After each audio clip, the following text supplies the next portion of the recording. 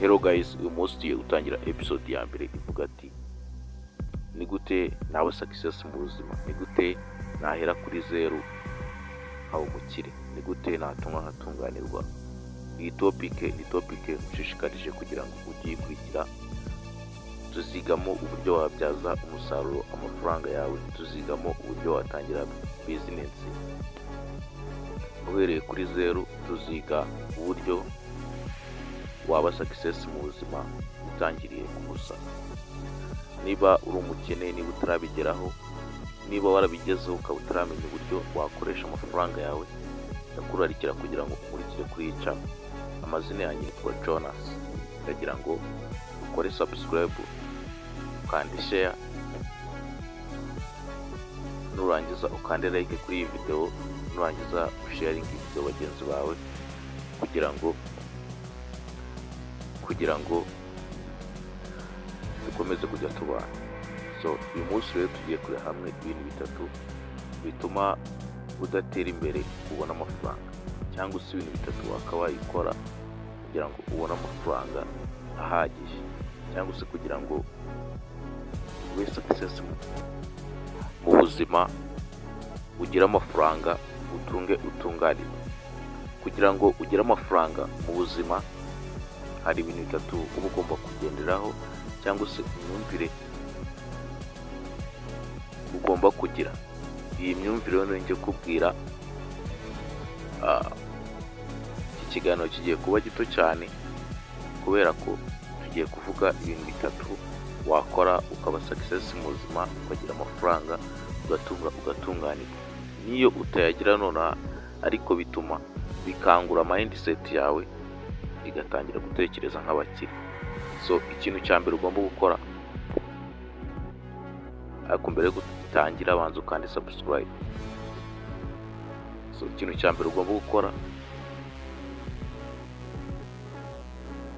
ugomba gutangira gutekereza nk'abakire, kugira imyumvire iri very big, imyumvire yo hejuru, ukareka imyumvire iciriritse y'abakene. Buriya umukene aba afite imyumvire y'uburyo ari buramuke, ntabwo yatekereza ati ni gute nabyaza umusaruro amafaranga yanjye, yaba ari 1000, yaba ari 10,000, yaba so nyine imyumvire y'abakene isubiza inyuma mu iterambere. Buriya imyumvire izakugeza ku iterambere ni imyumvire y'abakire, kandi buriya nugendana n'inshuti mbi nta kintu uzagera.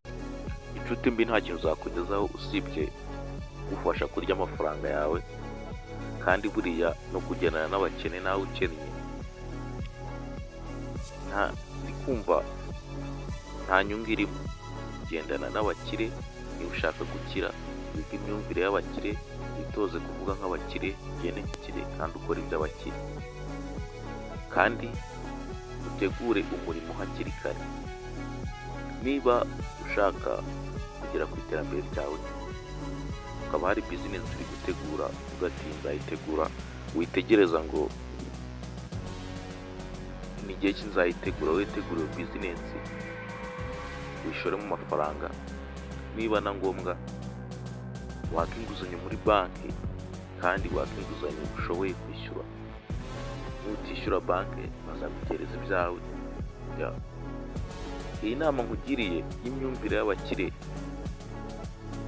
buri mukire wese arayigira. Kugira imyumvire iri iki, imyumvire y'abakire uvuga ati niba ngerageje wenda kuba nagura ikibanza, ukigura mu myumvire y'abakene ivuga iti ningura ikibanza ndi bukene, kigure ukene, ejo bundi nukigurisha uzakira. Kandi nujya gushinga butike, ntumve ngo bandi barahombye nawe ngo ucike intege, shinga butike.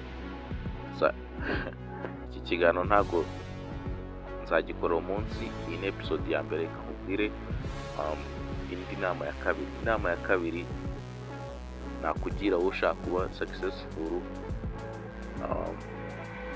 mu buzima, tangira business.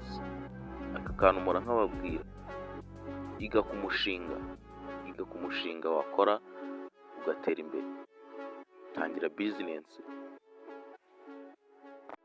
Imishinga myinshi wakora, hanze hari imishinga yo gukora. Ushobora kuba ngo ufite amafaranga make, ariko amafaranga make ushobora kuyatangiza, wenda ugatangira ucuruza akabutike, ugatangira ucuruza agakantine, cyangwa ugacuruza imyenda. Ntabwo wawe umushinga wakora, wowe tangiza duke ufite, winene akazi. Waba kano kazi kaciriritse ntabwo nagakora, wowe urinde kuvuga ko akazi gaciriritse utagakora. Gusa buriya ahantu ushobora kungukiramo 2,000 ku munsi, wumva ako kazi kadaciriritse, kubera ko n'akazi ka leta ntabwo ukorera 2,000, ukorera 5,000 umuntu uhembwa menshi. Ndatekereza icyo cyumvikanye. Tugiye kurebera hamwe noneho ikintu cya gatatu na cya nyuma. Ubutaha nzagaruka dukomeza episode ya 2. Niba iyi episode gushimishije, iyi ni nka introduction, itangaza kuvuga full package y'ibintu wakora ugatera imbere. Episode ya 3 n'iya 2 zabishimishije, ndagira ngo ukande subscribe, ukande like kugira ngo ujye ubasha kubona ibiganiro dushyira hano, wandike na comment. Icya gatatu, ugomba kwiga no kwihugura ku bintu ugiye gukora, icyo bita gufata training. Niba wenda ugiye gushinga business runaka, wenda nko gucuruza, jya kuri internet wige ese ni gute nacuruza vuba mu gihe gito. Ibyo bijyana discipline, kuba ufite discipline no kuba ufite imyumvire iri intelligence, imyumvire y'abanyabwenge kandi no kugutekereza kure. Buriya discipline irakota mu bintu kinyabupfura.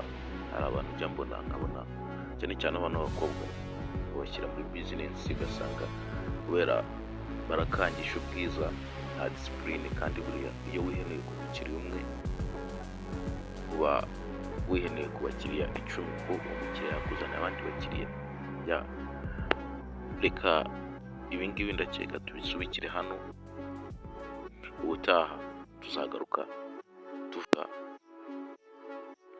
ese ni gute nakoresha amafaranga make yanjye mfite ngatera imbere. Ndakurikira gukurikira episode ya 2. Niba iyi episode igushimishije, ndagira ngo wandike comment, ugire n'abandi inama hano muri comment. Thank you, Manuel.